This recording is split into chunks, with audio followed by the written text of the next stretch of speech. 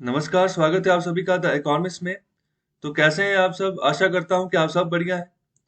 तो चलिए शुरुआत करते हैं कोट के साथ। Education breeds confidence, confidence breeds hope and hope breeds peace. तो एजुकेशन से कहां तक बात पहुंच सकती है, तो उसके बारे में इस आर्टिकल में बताया गया है कि एजुकेशन से ही ना एक कॉन्फिडेंस बढ़ता है। जितनी आप किताबें पढ़ोगे, जिस भी फील्ड में आपका इंटरेस्ट है ना, अगर उसमें डीपली आप चले जाते हो, घुस जाते हो, अच्छे से आनंद लेते हो, तो उससे एक तरीके से आपके अंदर कॉन्फिडेंस आएगा। तो उसी कॉन्फिडेंस की बदौलत जो है ना, आप आगे बढ़ोगे जिंदगी में। आशा की जो किरणें हैं वो जगेंगी। और जब आशा जगेगी, आशा की किरणें आएंगी, तो पॉजिटिविटी जो है ना, वो आपके आसपास बननी शुरू हो जाएगी। तो शांति ना वो आपके अंदर आएगी। मतलब जैसे पीस ऑफ माइंड आपको चाहिए होगा, तो आपके अंदर बनना शुरू हो जाएगा, ठहराव आना शुरू हो जाएगा, जो कि जिंदगी में बहुत जरूरी होता है। और वो तभी आएगा जब आप एजुकेट होंगे। एजुकेट कहने का मतलब ऐसा नहीं है कि सिर्फ और सिर्फ आपने रट्टे मार के पढ़ाई कर ली, और जब एग्जामिनेशन आया तो रट्टे मार के आपने पेपर अटेम्प्ट कर लिया, फर्स्ट आ गई, ऐसा नहीं है। एजुकेशन का मतलब है जिंदगी में सीखना, अपने ब्रेन को तराशते रहना। क्योंकि जितनी एजुकेशन का फील्ड, आप जितनी आगे एजुकेशन में जाते जाओगे, उसका मतलब यही है कि अपने माइंड को तराशते रहना। तो इससे क्या होगा, जब सोशल लाइफ में आप जब जाओगे, तो वहां पर जिस तरीके की भी प्रॉब्लम्स आएंगी, तो आप उनको टैकल कर पाओगे, उस लेवल तक आप सोच पाओगे। ओके, तो इसलिए होती है एजुकेशन। तो एजुकेटेड पर्सन और अनएजुकेटेड पर्सन में काफी फर्क जो है नजर आ जाता है, कि किस तरीके से वो बात कर रहा है, किस तरीके से वो सोल्यूशन दे रहा है किसी भी प्रॉब्लम का। ओके, तो ये सब बातें हैं, हमें सीखनी चाहिए, इंपॉर्टेंट है हमारी लाइफ में। तो चलिए आगे बढ़ते हैं। तो ये है आज का न्यूज़पेपर। तो सैटरडे है आज। तो ये है पूरा का पूरा एडिटोरियल का पेज। तो यहाँ पर कुल 5 एडिटोरियल्स हैं, तो इनको हम डिस्कस करेंगे। तो पहले नंबर पर जो एडिटोरियल, तो यहाँ पर बात की गई है ई कॉमर्स प्लेटफॉर्म्स के बारे में। तो भारत सरकार कुछ प्रपोजल लाई कि इनको कैसे टैकल करना है। तो जैसे ई कॉमर्स हो गया, अमेजन हो गया, ओके, फ्लिपकार्ट हो गया, इस तरीके से और भी बहुत सारे प्लेटफॉर्म्स हैं जो कि ऑनलाइन शॉपिंग की सुविधा प्रोवाइड करते हैं। ओके, तो इसी के बारे में चर्चा की गई है अच्छे से। बढ़िया आर्टिकल है।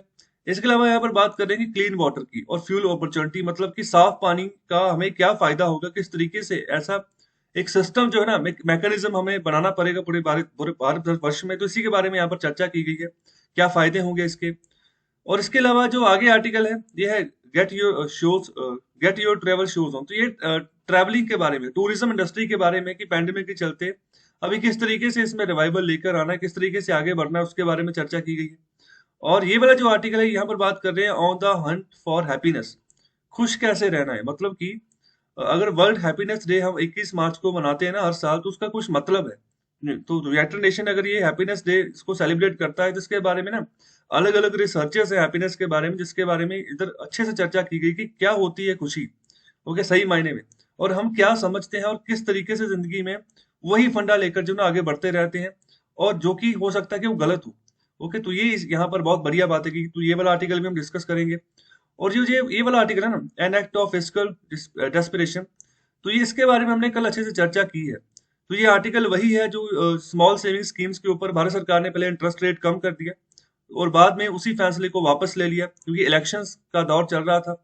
और वेस्ट बंगाल में सबसे ज्यादा यहाँ पर लोगों का शेयर था। अगर सेविंग स्कीम्स के बारे में बात करें, तो सेविंग स्कीम्स में सबसे ज्यादा इन्वेस्टमेंट वेस्ट बंगाल के लोगों की थी। ओके, तो 15% शेयर था, जब हम कुल शेयर की बात करें पूरे भारतवर्ष में। ओके, तो ये इंपॉर्टेंट है। ओके, तो इसको मैं यही थोड़ा सा और बता देता हूँ। जैसे स्मॉल सेविंग स्कीम्स की मैं बात करूं, तो इसमें आ जाता है पब्लिक प्रोविडेंट फंड आ जाता है। इसके अलावा नेशनल सेविंग सर्टिफिकेट आ जाता है। और इसके अलावा जिस भी तरीके की कोई भी पेंशन सर्विस जिसके तहत कि आप अपना पैसा रख रहे हो, ओके, किसी भी जगह पर, तो सपोज करो अगर आप पब्लिक प्रोविडेंट फंड में अपना पैसा इन्वेस्ट कर रहे हो, तो वहां पर इन्वेस्ट करने से आपको कुछ ना कुछ इंटरेस्ट मिलता है। ओके, नेशनल सेविंग सर्टिफिकेट में अगर आप इन्वेस्ट करते हो, तो वहां पर भी आपको कुछ ना कुछ इंटरेस्ट मिलता है। जैसे मैं बैंक की बात करूं, तो बैंक में भी अगर आप पैसा रखते हो, तो वहां पर उसको अगर आप एफडी करवाते हो, तो आपको इंटरेस्ट मिलता है। तो अभी जैसे मैं गवर्नमेंट की जो सेविंग स्कीम है, तो वहां पर वो इंटरेस्ट रेट को कम कर रही थी। ओके, तो उससे क्या नुकसान होगा, तो उसी के बारे में यहाँ पर इस आर्टिकल में भी बताया गया है कि अगर देखो एक और महंगाई बढ़ती जा रही है, जब एक और महंगाई बढ़ती जाएगी, और दूसरी ओर जो जिसने इन्वेस्टमेंट की हुई है, तो वहां पर उसका इंटरेस्ट भी आप कम कर दोगे, तो फिर उसका जो पैसा है ना, तो वो इरोड होना शुरू हो जाएगा। ओके, तो उसको जंग लगना शुरू हो जाएगा। कहने का मतलब एक और तो महंगाई की मार हो जाएगी, और दूसरी ओर इंटरेस्ट रेट भी कम हो गया, तो उसकी जो यहाँ पर रिटर्न आनी है तो वो भी उसके ऊपर भी बैकलॉग लग जाएगा, और जो पैसा उसने जमा किया ना तो उसकी वैल्यू भी कम होनी शुरू हो जाएगी। तो फिर वो मतलब नहीं रहेगा जिस मतलब के तहत उसने अपना पैसा इन्वेस्ट किया हुआ था। तो अगर आपने पैसा किसी एक जगह पर रखा हुआ है ना, तो उसको आपने कहीं पर इन्वेस्ट नहीं किया है, तो वो पैसे की वैल्यू जो है ना आने वाले समय में खत्म होनी शुरू हो जाएगी, मतलब वैसी नहीं रहेगी जो 10 साल पहले थी। ओके, तो इसी तरीके से पैसे को हमेशा फ्लो में रखते हैं लोग। तो फ्लो में रखने के लिए क्या करते हैं, इन्वेस्ट करते हैं कहीं ना कहीं पर।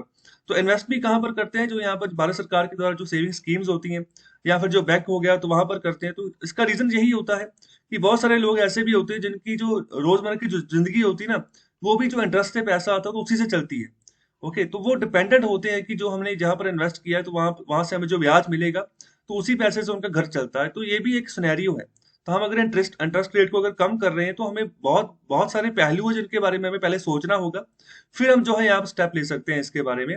तो यही यहाँ पर जो है ना ओवरऑल जो सिनेरियो पेश किया गया है इस आर्टिकल में। तो चलिए अभी फर्स्ट आर्टिकल डिस्कस करते हैं।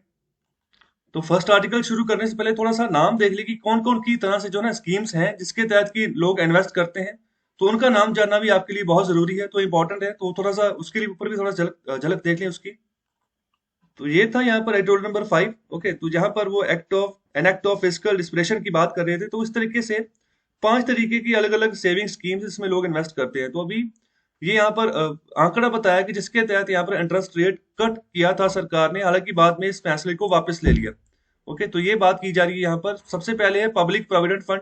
ओके, तो ये भी ना जैसे 3 तरह के फंड होते हैं। जैसे एक होता है एम्प्लॉइज प्रोविडेंट फंड। ओके, दूसरा होता है वॉलंटरी प्रोविडेंट फंड, तीसरा होता है पब्लिक प्रोविडेंट फंड। ओके, तो बिल्कुल यहाँ पर भी जो ना पब्लिक इन्वेस्ट करती है। जो एम्प्लॉइज प्रोविडेंट फंड होता है वहां पर एम्प्लॉइज को क्या होता है, एम्प्लॉइज जो है अपना सैलरी का 12% जो है वो इन्वेस्ट करते हैं, और जो उनके एम्प्लॉयर होते हैं जिन्होंने उनको अपनी नौकरी पर रखा होता है, तो वो भी उसी की सैलरी के 12% जो है ना उस अकाउंट में इन्वेस्ट करते हैं, जिससे यहाँ पर एक अच्छा खासा पैसा इकट्ठा होना शुरू हो जाता है ईपीएफ अकाउंट में, जो किसी भी एम्प्लॉय का यहाँ पर ईपीएफ अकाउंट होता है। तो वीपीएफ भी सेम होता है, वहां पर भी इंटरेस्ट रेट मिलता है। जब यहाँ पर ईपीएफ और वीपीएफ अकाउंट में आप पैसा रखते हो ना, एम्प्लॉय अपना पैसा रखते हो ना, भारत सरकार उस पैसे के ऊपर भी इंटरेस्ट देती है। अगर मैं स्पेशली ईपीएफ की बात करूं ना, तो उसका जो कॉर्पस है वो 15 लाख करोड़ के आसपास का है। मतलब इतने बड़े पैमाने पर लोग जो एम्प्लॉयज है अपना पैसा रखते हैं, और एम्प्लॉयर्स भी अपने एम्प्लॉयज की उतनी ही यहाँ पर सैलरी का 12% जो है वो वहां पर देते हैं। यहाँ पर ओवरऑल एम्प्लॉय का ही बेनिफिट होता है, और वही पैसा आने वाले समय में एज ए पेंशन के रूप में एम्प्लॉय यूज करता है।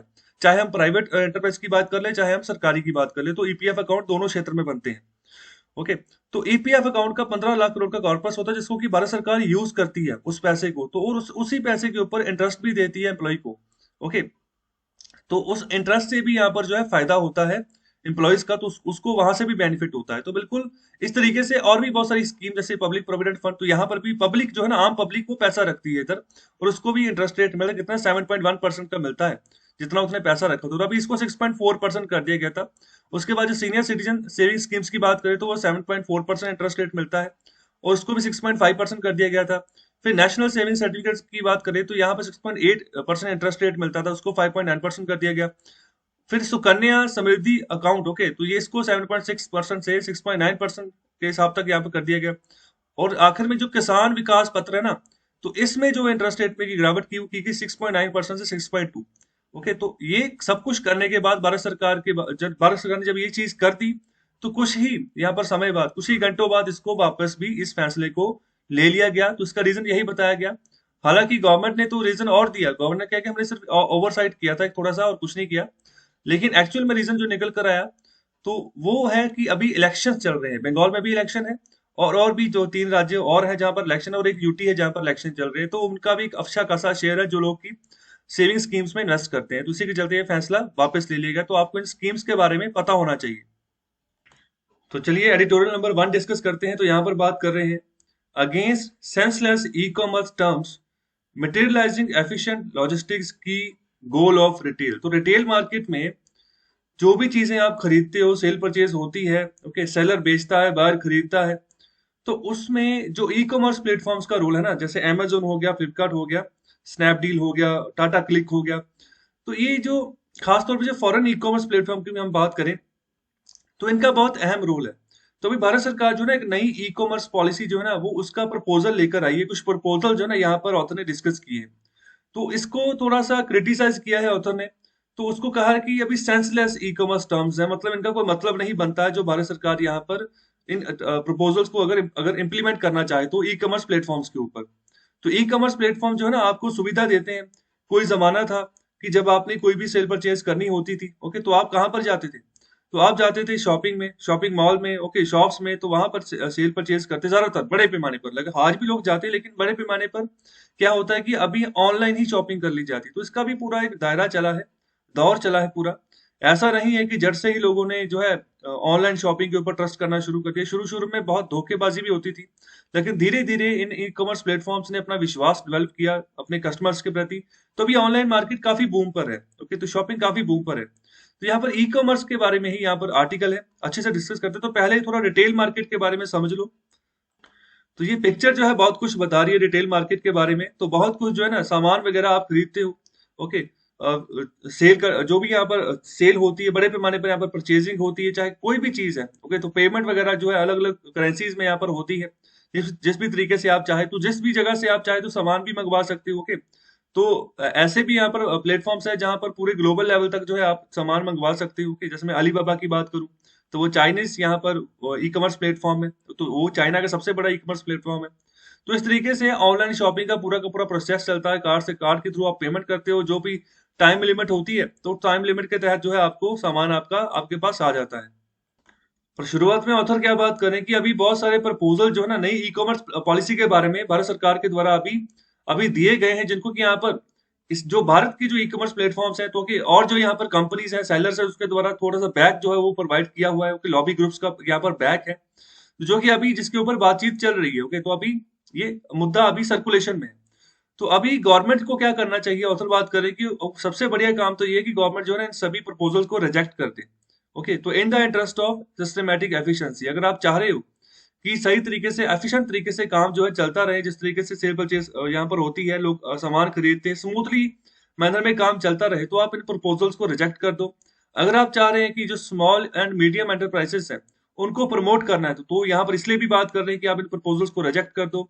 और अगर आप चाह रहे हैं कि यहाँ पर जो इंटरेस्ट है, जो यहाँ पर जो छोटे प्लेयर्स हैं, उनका इंटरेस्ट बचाकर रखना है, कि उनको जो बड़े प्लेयर्स हैं, जो बिग रिटेलर्स है, वो उनको उनको यहाँ पर उनके ऊपर डोमिनेंस ना बना दे, एक तरीके से तानाशाही इन्फ्लुएंस उनके ऊपर ना बना दे कि उन्हीं की चले, जो यहाँ पर जो छोटे रिटेलर्स है उनका सामान आगे बिके ही ना। तो ये चीजें नहीं करनी है। और साथ ही साथ जो फॉरेन यहाँ पर इन्वेस्टमेंट भी आई ना, उससे भी हमने फेयरनेस ट्रीटमेंट करना, कहने का मतलब अच्छा व्यवहार उनके साथ करना है। ऐसा नहीं है कि अगर फॉरेन से भी कोई रिटेलर यहाँ पर इन्वेस्ट कर रहा है भारत में, तो किसी प्लेटफॉर्म के ऊपर अपना सामान बेचना चाह रहा है, तो उसके साथ हम यहाँ पर ऐसी पॉलिसी बना दे, प्रपोजल बना दे कि उसको नुकसान होना शुरू हो जाए। तो ये भी हमने जो है ना इसको भी प्रोटेक्ट करके चलना है, प्रमोट करके चलना है। तो इसके लिए ओवरऑल यहाँ पर बात की जा रही है कि इन प्रपोजल्स को आप रिजेक्ट ही कर दो, इनका कोई मतलब नहीं निकलता है, ओके। तो यहाँ पर रिटेलर्स की बात कर रहे हैं कि जो छोटे बड़े हैं, तो आपस में झगड़ा वगैरह ना हो, कंफ्लिक्ट वगैरह ना हो, स्मूथ तरीके से काम चलता रहे। तो उसी के चलते यहाँ पर बात की जाएगी। आगे जो और प्रपोजल्स की बात करें कि अभी जैसे कुछ प्रपोजल्स ऐसे हैं जहां पर झगड़ा है गवर्नमेंट का। गवर्नमेंट की इच्छा क्या है? गवर्नमेंट चाह रही है कि जो एग्रीकल्चरल प्रोड्यूस है उसको भी मॉडर्नाइज किया जाए। तो जिसके चलते यहाँ पर ये न्यू फार्म लॉज भारत सरकार लेकर आई थी। तो अपनी अपनी जो पॉलिटिकल कॉस्ट है उसके ऊपर, ओके, हालांकि इसका काफी बड़े पैमाने पर विरोध हुआ, ओके, जब ये न्यू फार्म लॉज लाए गए, जिसके तहत ये सुविधा दी गई कि जो आम किसान है ना, तो मंडी में जो अपना सामान बेचता है, तो उसके लिए प्राइवेट मंडी का भी यहाँ पर सुविधा हो गई कि वहां पर भी अपना सामान जहां पर अच्छा दाम मिले वहां पर बेचे। लेकिन यहाँ पर क्या किया था कि यहाँ पर जो मंडी टैक्स होता है ना, मंडी टैक्स, जो सरकारी मंडी होती है, तो वो मंडी टैक्स कम कर दिया गया, खत्म कर दिया गया उसको। तो खत्म करने का मतलब ये है कि जब भी किसान अपना सामान, जो यहाँ पर बिचौलिया होता है, आड़ती होता है, जिसको बेचता है, अपनी एग्रीकल्चर प्रोड्यूस बेचता है, जिसके तहत वहां पर एक एग्रीकल्चर टैक्स लगता है, ओके, तो वो मंडी टैक्स होता है। तो मंडी टैक्स वो वही पैसा पूरी मंडी की मेंटेनेंस के ऊपर लगता है। अगर वो पैसा ही खत्म कर दिया, वो टैक्स ही खत्म कर दिया, आने वाले समय में मंडी की मेंटेनेंस नहीं होगी। मेंटेनेंस नहीं होगी तो जो है ना इंफ्रास्ट्रक्चर खराब होता जाएगा। तो धीरे धीरे यहाँ पर कोशिश की जाएगी कि प्राइवेट की ओर जो है यहाँ पर फोकस किया जाए। तो नए फार्म लॉज यहाँ पर अच्छा प्राइस दाम जो है दिलवाने के लिए बनाए गए हैं, लेकिन इनका लॉन्ग टर्म इम्पैक्ट क्या रहेगा, इसी के ऊपर क्वेश्चन मार्क, जिसके तहत जो है ना किसान इसका विरोध कर रहे हैं और इनको वापस लेने की बात कर रहे हैं। तो अभी गवर्नमेंट ने अपनी पॉलिटिकल कॉस्ट ओके, तो उसके तहत यहाँ पर ये नए फॉर्मूलास लेकर आई। तो उसका मतलब ये भी है, तो भारत सरकार चाह रही है कि एग्रीकल्चर प्रोड्यूस को भी जो है ना ई कॉमर्स प्लेटफॉर्म के तहत यहाँ पर जो है इस तरीके से इसको जोड़ा जाए। तो अभी उसका भी प्रपोजल यहाँ पर इसकी बात की जा रही है। इसके अलावा बात करें कि एक प्रपोजल और है जहां पर कंपनीज को बाहर किया जा रहा है, रोका जा रहा है, जहां पर कि जो फॉरेन कंपनीज है ना, कि जो यहाँ पर ऑपरेट करती है ई कॉमर्स मार्केट प्लेसेस में, अगर उनका कोई इकोनॉमिक इंटरेस्ट है, अगर वो मार्केट प्लेसेस पे आकर जो है सामान बेच रही है, ओके, कहने का मतलब देखो जैसे अमेजोन है ना, तो अमेजोन का मतलब है कि उसने सिर्फ और सिर्फ एक फैसिलिटी, एक प्लेटफॉर्म देना है, जिस प्लेटफॉर्म के ऊपर जो बाकी रिटेलर्स हैं, सेलर्स हैं, वो अपना सामान बेचें और बायर अपना सामान खरीदे। इसके अलावा इसका कोई रोल नहीं है। तो अभी कंपनीज को इसलिए रोका जा रहा है कि वो जो है ना, जो उनकी जो सब्सिडीज, जो यहाँ पर थर्ड पार्टीज जो भी उनकी अपनी कंपनीज हैं, अमेजोन की अगर बात करूं, तो वो अभी अपने सेलिंग इंटरेस्ट के ऊपर वो फोकस नहीं कर सकती। ओके, उनका काम सिर्फ और सिर्फ यहाँ पर एक प्लेटफॉर्म प्रोवाइड करना, तो प्लेटफॉर्म ही प्रोवाइड करेंगी। जो उनकी जो बाकी सब्सिडीज है, कंपनीज है, वो अपना सामान नहीं बेच सकती। तो यहाँ पर इस तरीके से भी जो है ना बात की जा रही है, ये भी प्रपोजल आ रहा है। और इसी के चलते आगे बात करें कि ऑलरेडी जो रूल्स है ना, उसके तहत 25% का कैप लगाया हुआ है कि टोटल जो सेल्स ई कॉमर्स प्लेटफॉर्म की हो रही है, ओके, उस हिसाब से जहां पर हम वॉल्यूम ऑफ सेलर की बात करें कि वहां पर अगर फॉरेन ई कॉमर्स प्लेटफॉर्म, तो वहां पर सिर्फ 25% तक की यहाँ पर जो है टोटल सेल का स्टेक उनका रहेगा। ओके, जो कंपनीज मतलब जो अपनी सब्सिडीज के थ्रू सामान बेचती भी हैं, जैसे फ्लिपकार्ट हो गया या अमेजोन हो गया, ओके, तो अपना रिटेल भी अगर चलाती हैं, तो यहाँ पर इतना उसके ऊपर कैप है। तो यहाँ पर फॉरेन ई कॉमर्स की यहाँ पर प्लेटफॉर्म की इतना ही स्टेक की बात कर रहे हैं कि कम से कम इतना ही रहेगा। तो इसके अलावा जो प्रपोज चेंज है, तो इससे क्या होगा, इससे यहाँ पर इम्पैक्ट क्या पड़ेगा, इस इम्पैक्ट से यहाँ इस काम से ऐसा इम्पैक्ट होगा कि जो जिस तरीके से जो आगे बढ़ना चाह रही है इकोनॉमी, अगर हम ई कॉमर्स प्लेटफॉर्म की इकोनॉमी की बात करें, तो ज्यादा से ज्यादा रिटेलर अगर आते हैं, सेलर्स आते हैं, तो बड़े पैमाने पर कंपटीशन बढ़ेगा। तो बड़े पैमाने पर जब कंपटीशन बढ़ेगा ना, तो प्राइस चॉइसेस ज्यादा मिलेंगी बायर्स को। ओके, तो इस तरीके से ऑर्गेनाइज तरीके से ना रिटेल आगे बढ़ सकता है। तो वो उसके ऊपर इम्पैक्ट पड़ेगा अगर हम ऐसी हरकतें करेंगे। ओके, इसके अलावा जो इन्वेस्टमेंट जो यहाँ पर आने वाले समय में बढ़ सकती है, ओके, तो जो हमारी जो मॉडर्न लॉजिस्टिक्स है, उसमें यहाँ पर और बड़े पैमाने पर उसका प्रोसेस आगे बढ़ सकता है। तो उसमें भी जो है ना, वो एसेंशियल गेन जो हमें होना था वो कम हो सकता है। देखो, जो भी अगर अमेजोन या फ्लिपकार्ट अगर अपनी भी सब्सिडी कोई चला रही है, सामान बेच रही है, तो उससे तो फायदा ही है ना। तो वो एक तरीके से आपको एक सेलर सेलर के तौर पर आपको सामान ही प्रोवाइड कर रही है। तो अगर आपको सस्ता मिलता है तो आप वहां से खरीदे। इन्वेस्टमेंट ही तो आ रही है, तो इन्वेस्टमेंट होगी तभी तो कोई सब्सिडी, कोई थर्ड पार्टी, कोई कंपनी बनेगी, कोई रिटेलर या सेलर अपना सामान आकर बेचेगा। ओके, तो ये सब चीजें हैं जो जिसके ऊपर हमें फोकस करके चलना है। ऐसा ही नहीं है कि हवा में उसको उड़ा दे। ओके, इसके अलावा बात करें कि अगर कोई फॉरेन रिटेलर, ओके, तो अगर उसको रोका जाता है कि आप जो है ना कोई स्टेक उस कंपनी में नहीं रख सकते जहां पर यहाँ पर जो है ना, जिस भी कंपनी में आप मॉडर्न लॉजिस्टिक्स में इन्वेस्ट कर रहे हो, ओके, तो ता जो कि वो आने वाले समय में उस ई कॉमर्स प्लेटफॉर्म के ऊपर वो सेल ना कर सके। तो कहने का मतलब जो फॉरेन रिटेलर है, अगर आप उनको मना कर दो कि आप ई कॉमर्स प्लेटफॉर्म के ऊपर सेल नहीं करोगे, तो वो भी गलत बात है। अगर अगर उनको मना कर दें कि आप मॉडर्न मॉडर्न लॉजिस्टिक्स में इन्वेस्ट नहीं कर सकते, वहां पर प्रोक्यूर नहीं कर सकते, आगे प्रोसेस नहीं चला सकते, तो वो भी गलत बात है। ओके, तो इससे यहाँ पर जो पॉसिबिलिटी है ना, तो कोर एफिशिएंसी जो होगी इस यहाँ पर ई कॉमर्स प्लेटफॉर्म की जो इकोनॉमी है, तो वहां पर धक्का लगेगा। तो यहाँ पर आने वाले समय में जिस पैमाने पर हमें मॉडर्न रिटेल बड़े पैमाने पर टेबल पर चाहिए, तो उसमें कमी जो है ना वो देखने को मिलेगी। और ये बातें तब तक चलती रहेंगी जब तक यहाँ पर जो पॉलिसी मेकर्स है, जो यहाँ पर नीति बनाते हैं, जो भारत सरकार के यहाँ पर जो ब्यूरोक्रेट्स हैं, जो यहाँ पर एग्जीक्यूटिव्स हैं, तो उनको जब तक ये समझ नहीं सकते कि यहाँ पर क्या साइंस है, क्या यहाँ पर आर्ट है, अट्रैक्टिव डिस्प्ले की, यहाँ पर जो मर्चेंडाइज होता है, जो भी व्यापार होता है स्टोर के रूप में, चाहे वो इलेक्ट्रॉनिकली हो, चाहे वो फिजिकली शॉपिंग आप कर रहे हो, तो वहां पर जब तक उसका यहाँ पर जो भाव है ना, उसकी कला नहीं समझोगे, तब तक आप रिटेल को भी अच्छे तरीके से समझ नहीं पाओगे। तो रिटेल को अच्छे तरीके से समझना है, तो इन मुद्दों के ऊपर उसके उसके ऊपर फोकस करना होगा, अच्छे से डीपली स्टडी करना होगा कि क्या हम डिसीजन लेंगे, तो क्या उसका जो है ना पॉजिटिव या नेगेटिव इम्पैक्ट आने वाले समय में उस इंडस्ट्री, उस इकोनॉमी के ऊपर हो सकता है। और आगे बात करें कि जो और प्रपोजल है, तो उसमें यहाँ पर परमिशन दी गई है फॉरेन ई कॉमर्स फर्म्स को कि वो इन्वेस्ट करें लॉजिस्टिक ऑपरेशंस में। ओके, तो यहाँ पर लॉजिस्टिक ऑपरेशंस क्या होता है, लॉजिस्टिक ऑपरेशंस इसका मतलब निकलता है processes of moving finished goods including from the manufacturer, a distribution centre and then to the end user. तो एंड यूजर जो आम कस्टमर्स, आम कंज्यूमर्स हैं, वहां तक। और डिस्ट्रीब्यूशन सेंटर जहां पर जो शॉप है, जो सेलर है, जो यहाँ पर सामान आपको बेच रहा है। और मैन्युफैक्चरर जहां पर वो चीज बनी है। ओके, तो ये पूरा का पूरा प्रोसेस है, ये जिसको हम लॉजिस्टिक ऑपरेशंस बोलते हैं। तो entire logistic process consist of managing inventory, fulfilling orders and shipping packages. Okay, inventory होगी, मैन्युफैक्चरर ने बड़े पैमाने पर प्रोडक्शन की होगी, तभी तो इन्वेंट्री बनेगी ना। इन्वेंट्री का मतलब होता है मतलब एक जगह से स्टॉक रखना पूरा, कि मतलब कितने बड़े पैमाने पर प्रोडक्शन ऑलरेडी प्रोडक्ट्स की बनकर तैयार है, ताकि जो कि जब भी ऑर्डर्स आए ना तो हम उन ऑर्डर्स को फुलफिल कर सके और यहाँ पर जल्दी से जो है ना उनको पैकेज करके उनको शिप कर दें आगे, तो कस्टमर्स तक पहुंचा दें। तो ये पूरा का पूरा प्रोसेस होता है लॉजिस्टिक ऑपरेशंस का। तो अभी ये प्रपोजल दिया गया है भारत सरकार के द्वारा नई ई कॉमर्स पॉलिसी के तहत, कि जो बाहर की जो फॉरेन ई कॉमर्स प्लेटफॉर्म जैसे अमेजोन, ये बाहर का है, फ्लिपकार्ट भी बाहर का है। ओके, तो वॉलमार्ट ने खरीद लिया है फ्लिपकार्ट को, तो अब ये भी अमेरिकन हो चुका है।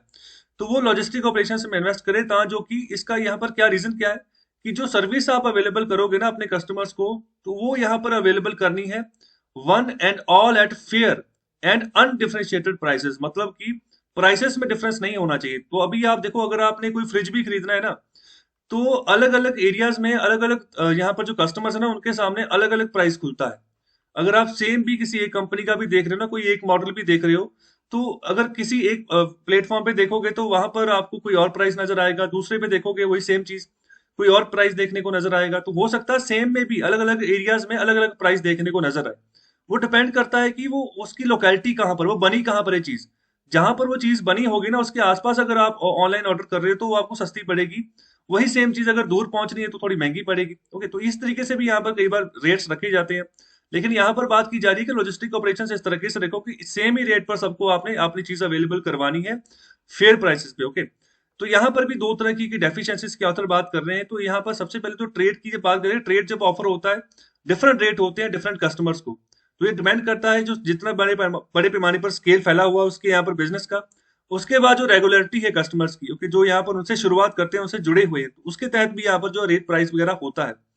तो इस तरीके से हम यहाँ पर इस चीज को भी हमें फोकस करके चलना है। सेम ही रेट यहाँ पर बात की जा रही है कि कमोडिटीज के लिए कस्टमर्स के लिए हर जगह हो, तो ये थोड़ा सा क्वेश्चन मार्क का ये बात हो जाती है। ओके, आगे बात करें कि जो भी एक्टिविटीज है तो वो थोड़ी कम्प्लेक्स है। ओके, तो यहाँ पर इनको सही तरीके से बाहर नहीं किया गया तो एफिशिएंसी जो है वो लॉस हो सकती है आने वाले समय में। तो जिस बड़े पैमाने पर हम फर्म को, जो ई कॉमर्स फर्म्स हैं, प्लेटफॉर्म्स, उनको आगे बढ़ाना चाह रहे हैं, तो वहां पर दिक्कतें आएंगी।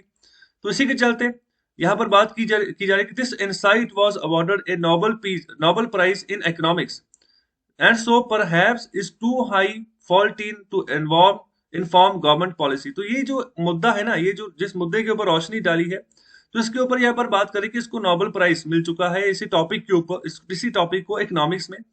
तो यहाँ पर शायद ही यहाँ पर जो ना गवर्नमेंट, या गवर्नमेंट पॉलिसी सही तरीके से काम करे, जिस तरीके से गवर्नमेंट आगे बढ़ना चाह रही है, अपने प्रपोजल लेकर आ रही है, तो वो थोड़ा सा उलट चल रहे हैं। तो जो जिस तरीके से यहाँ पर नोबेल प्राइज यहाँ पर इस फील्ड में मिला हुआ है उस तरीके से, तो सही तरीके से आगे बात नहीं बन पाएगी रिटेल सेक्टर में जिस तरीके से प्रपोजल्स लाए गए हैं। तो चलिए आगे बात करते हैं एडिटोरियल नंबर 2 की। तो यहाँ पर बात कर रहे हैं the clean water and fuel opportunity.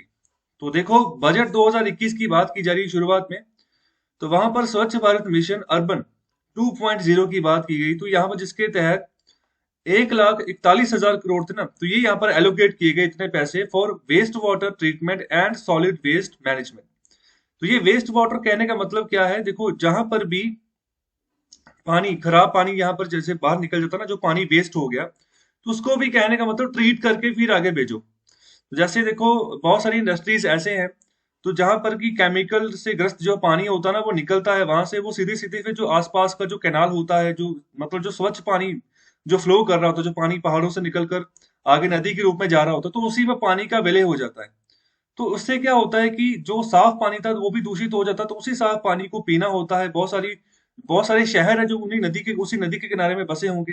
जैसे मैं गंगा की बात कर लूं, तो गंगा जहां से शुरू होती है तो वहां पर तो पानी बहुत स्वच्छ होता है, लेकिन जब से वो बिजनौर से जब वो उत्तर प्रदेश में एंटर करती है तो आगे जब बढ़ती है ना, तो फिर गंदगी मिक्स होती जाती है। शहर का जो यहाँ पर गंदा पानी है ना, तो उसको वो भी बीच में मिक्स होना शुरू हो जाता है, तो जिससे दिक्कतें आती है। तो आगे पानी पिएगा कोई तो बीमारियां फैलेंगी। कोई जमाना था कि जब लोग नहा लेते थे वही उसी पानी से पीकर इतना स्वच्छ पानी होता था। ओके, तो अभी क्या है, अभी हम डिपेंडेंट हो गए ग्राउंड वाटर के ऊपर।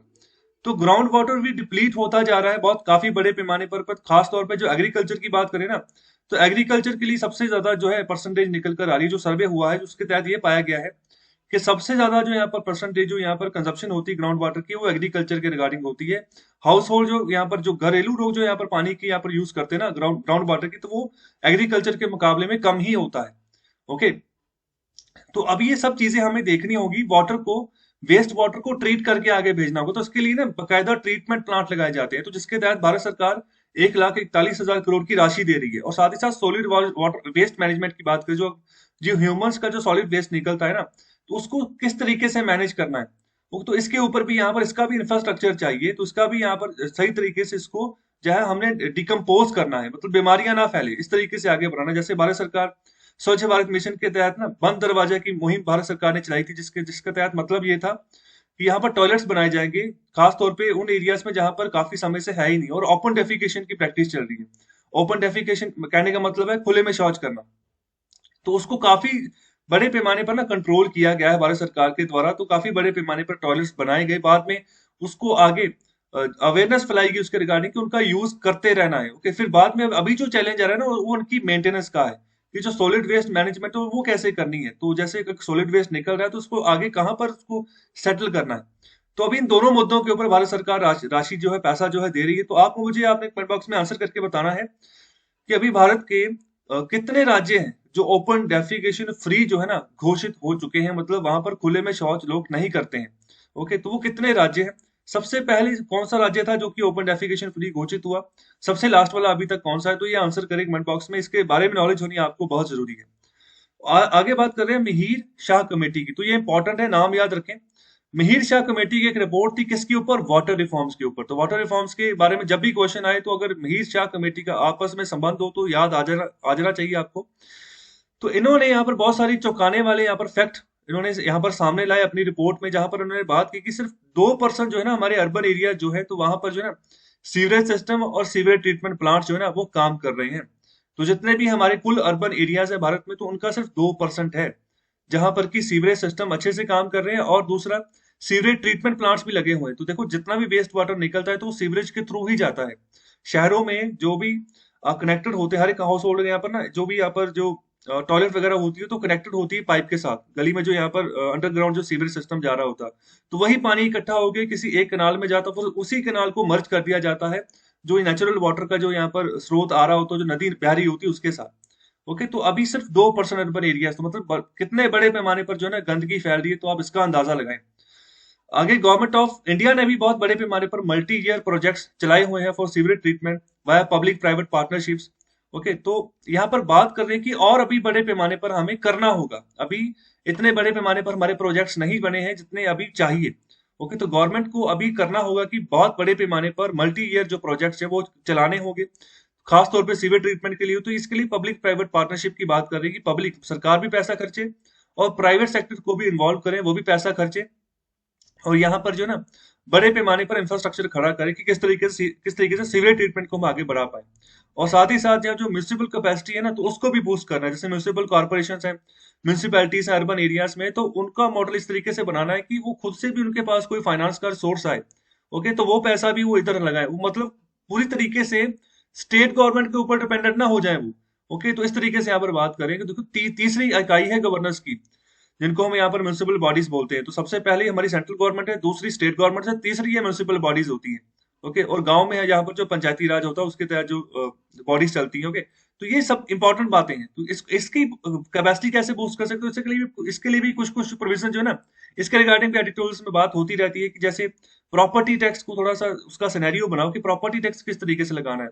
ओके, कितने एरिया तक जो है, कितने परसेंट तक जो है प्रॉपर्टी टैक्स होगा, कितने फ्लोर का हाउस है तो वहां पर फ्लोर के हिसाब से कितना प्रॉपर्टी टैक्स होगा। तो इससे यहाँ पर रेवेन्यू जनरेट कर सकते हैं। तो और भी बहुत सारे साधन जिसके तहत यहाँ पर रेवेन्यू आ सकता है, तो वो पैसा यहाँ पर लगा सकते हैं सीवरेज ट्रीटमेंट को सही करने के लिए, जहाँ पे जो भी रोजमर्रा की जरूरतें हैं किसी भी म्यूनिसिपल एरिया में, किसी शहर में, उसको पूरी कर सकते हैं। आगे बात करें भारत के रैंक की, तो भारत अभी 122 कंट्रीज में से भारत का ना 120वां रैंक है किसके मामले में? वाटर क्वालिटी इंडेक्स में, बारे में वाटर क्वालिटी इंडेक्स के बारे में। इतना खराब पानी हमारा हो चुका है। ओके, तो पानी पीने का पानी पीने के लायक ही नहीं है अगर वहां पर प्यूरिफायर वगैरह ना लगे तो ये बहुत गलत बात है। ओके, तो यहाँ पर सबसे जो इम्पोर्टेंट रीजन इसका ये है कि अभी जो इन्वेस्टमेंट है ना जो मॉडर्न सीवेज सिस्टम में, तो पिछले काफी डिकेड से, काफी दशकों से बहुत कम हुई है, सिकुड़ चुकी है वो। जो कि बहुत बड़े पैमाने पर होनी चाहिए थी। जिस तरीके से अर्बन एरिया फैले हैं, जिस तरीके से गांव से लोग निकलकर शहरों में बसे हैं ना, उसी बड़े पैमाने पर सीवरेज सिस्टम के साथ भी इनको जोड़ना चाहिए था, लेकिन ये हो नहीं पाया। ओके, अगर कोई भी एरिया नया जुड़ता है ना किसी शहर में, तो अभी उसको भी 10-12 साल लग जाते हैं, जहां वहां पर नई सीवरेज प्रणाली जो है वो उसको चलाया जाए। तो इसके चलते यहाँ पर बात करें कि होलिस्टिक इंटीग्रेटेड अप्रोच जो है ना, साफ दिख रहा है कि हमें चाहिए, इकट्ठे मिलकर काम करना होगा। जैसे यहाँ पर सॉलिड वेस्ट मैनेजमेंट की बात करें, तो ये भी बहुत बड़े पैमाने पर इसका भी खतरा है। अगर इसको सही तरीके से हम डिकम्पोज नहीं करते हैं, तो इंडिया अभी 62 मिलियन टन जो है ना ऑफ म्यूनिसिपल सॉलिड वेस्ट जो है ना 2019 में इसने जनरेट किए थे। ओके, इतने बड़े पैमाने पर सॉलिड वेस्ट निकला था। ओके, तो बहुत यहाँ पर बड़े पैमाने पर जो है अमाउंट ये है, जिसको कि हमने डंप करना है किसी ना किसी तरीके से। लेकिन इसको कहाँ पर डंप किया गया? जो 2019 में इतने यहाँ पर प्रोडक्शन निकली है, ओके, इतने मिलियन टन जो हमने सॉलिड वेस्ट जनरेट किया है, तो यहाँ पर सिंपल लैंडफिल जो है ना, जो आम जो जमीनें हैं, तो सिर्फ और वहां पर जो है उसको डंप कर दिया गया, वहां पर ढेर लगा दिए गए। तो वहां पर कोई भी प्रोसेसिंग नहीं की गई साइंटिफिक तरीके से, कोई ट्रीटमेंट नहीं की गई।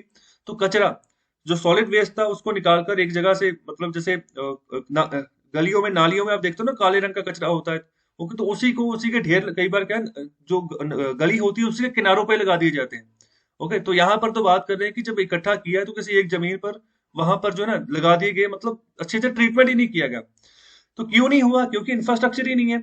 इंफ्रास्ट्रक्चर होगा, अगर जो अच्छी जो रिक्वायरमेंट मशीनरी जो चाहिए तो वो होगी, तो फिर क्यों ना काम होगा।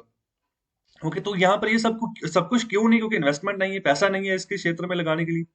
तो इसी के चलते वर्स्ट सिचुएशन जो है ना अभी हो चुकी। तो यहाँ पर बात करें कि ह्यूजली इनएडिक्वेट कैपेसिटी है इन सीवेज ट्रीटमेंट प्लांट्स।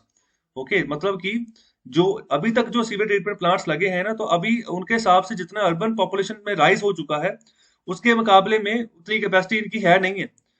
ओके, तो इसी के चलते यहाँ पर बात कर रहे हैं कि यही कारण रहता है, जब इनकी सीवेज ट्रीटमेंट प्लांट्स की कैपेसिटी खत्म हो जाती है, तो फिर जो पानी जो यहाँ पर बिना ट्रीट किए फिर कहाँ पर चला जाता है, जो लोकल वाटर बॉडीज जो यहाँ पर नदी वगैरह जारी होती है ना, उसी में उसका विलय कर दिया जाता है, उसी में फ्लो कर दिया जाता है।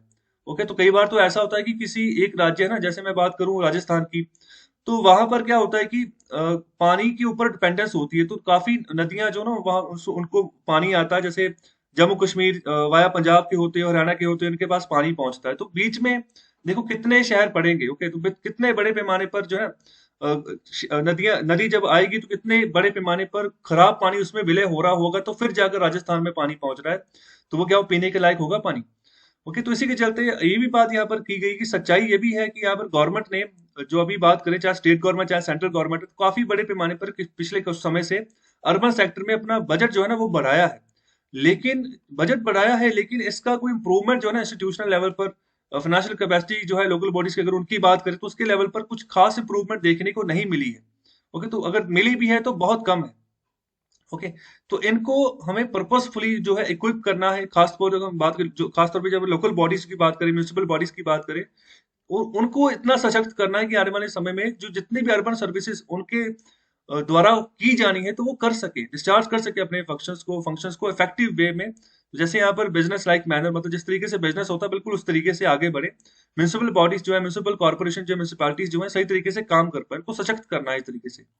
और आखिर में ऑथर बात कर रहे हैं कि हमें अभी स्टेप अप करना होगा, इन्वेस्टमेंट बड़े पैमाने पर लानी होगी सॉलिड वेस्ट मैनेजमेंट में, सीवेज ट्रीटमेंट प्लांट्स में, पीपी ट्रिपल पी मोड।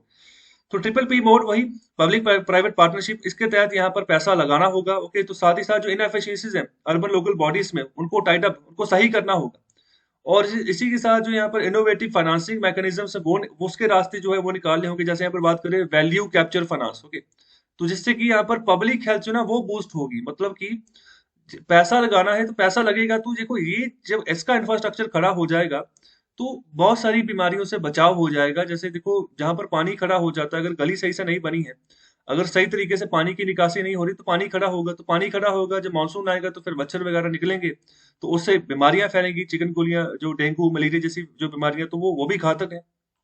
तो यहाँ पर ये वैल्यू कैप्चर फाइनेंस का क्या मतलब होता है? तो वैल्यू कैप्चर फाइनेंस का मतलब है जैसे कि एक तरह की अजम्पशन लगाई जाती है। ओके, तो यहाँ पर सोचा क्या जाता है कि यहाँ पर अगर कई भी पब्लिक इन्वेस्टमेंट हम करते हैं ना, जिससे कि यहाँ पर लोगों को फैसिलिटी मिल जाए, जैसे सड़क बना दी, सीवरेज का जहाँ पर जो प्लांट लगा दिए, जहाँ पर सीवरेज का यहाँ पर प्रणाली यहाँ पर प्रोवाइड कर दी किसी मोहल्ले में, तो उससे यहाँ पर जो इम्पैक्ट मिलेगा, क्योंकि जो यहाँ पर पब्लिक इन्वेस्टमेंट जब हम करेंगे इस एरियाज में, तो उसमें क्या होगा, जो प्राइवेट लैंड है ना, तो उसकी वैल्यू जो है ना वो भी इंक्रीज होनी शुरू हो जाएगी। तो देखो, अगर सही तरीके से कोई कनेक्टिविटी आप प्रोवाइड कर देते हो, अच्छे तरीके से वाटर की अवेलेबिलिटी, साफ पानी की सुविधा आप अवेलेबल करवा देते हो किसी भी कॉलोनी में, तो वहां पर उस एरिया का यहाँ पर जो वैल्यू है तो बढ़ेगा बढ़ेगा। ओके, तो इसी के चलते जो सीवरेज ट्रीटमेंट है उसके पास यहाँ पर बहुत बड़े पैमाने पर सिनर्जीज है, प्लान है कि यहाँ पर अगर हम चलें सही तरीके से, तो जो कि जो जैसे बायोगैस की हम बात करें तो वहां पर भी एज ए यूज कर सकते हैं। तो उस बायोगैस से भी हम क्या कर सकते हैं कि उसको एज ए जब इलेक्ट्रिसिटी जनरेट कर सकते हैं या फिर जब खाना पकाने के लिए भी उस गैस को यूज कर सकते हैं, तो एज ए माध्यम वो भी बढ़िया है। ओके, तो जिससे यहाँ पर जो ना मिथेन एमिशन जो है वो भी कट हो सकता है बड़े पैमाने पर आने वाले समय में। ओके, तो ये इंपॉर्टेंट बातें हैं, अलग अलग तरीके के सोल्यूशन हैं जो बताए गए हैं ऑथर की तरफ से, और इनको इम्प्लीमेंट अगर करते हैं तो फायदा होगा। तो चलिए अभी डिस्कस करते हैं editorial number 3, get your travel shoes on. तो यहाँ पर ट्रैवलिंग इंडस्ट्री के बारे में बात की जा रही है, टूरिज्म के बारे में बात की जा रही है कि उसका क्या सिनेरियो है भारत के हिसाब से, और कैसे जो है आगे बढ़ सकते हैं। तो अभी शुरुआत में बात करें कि कोविड-19 की दोबारा से यहाँ पर रिसर्जेंस हो रही है, दोबारा से उछाल देखने को मिल रहा है केसेस का बहुत सारे यहाँ पर दुनिया के अलग अलग हिस्सों में। ओके, हमारे देश में भी और पूरी दुनिया में भी। तो यहाँ पर जो इंटरनेशनल ट्रैवल है ना, अभी भी काफी बड़े पैमाने पर अभी इम्पैक्ट पड़ा हुआ है इसके ऊपर। अभी कोविड-19 के अधीन ही ये काम कर रहा है। जिस तरीके से यहाँ पर केसेस निकलेंगे उसी तरीके से ट्रैवल बढ़ेगा।